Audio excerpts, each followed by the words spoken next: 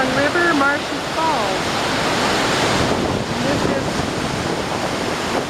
April 19th, after 50 milliliters of rain. And when they say stay away from fast open water, this is what they're talking about.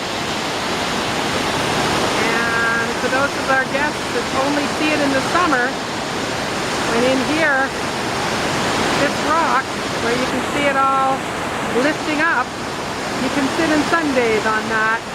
Gives you an idea of the volume of water that's slipping down over the falls.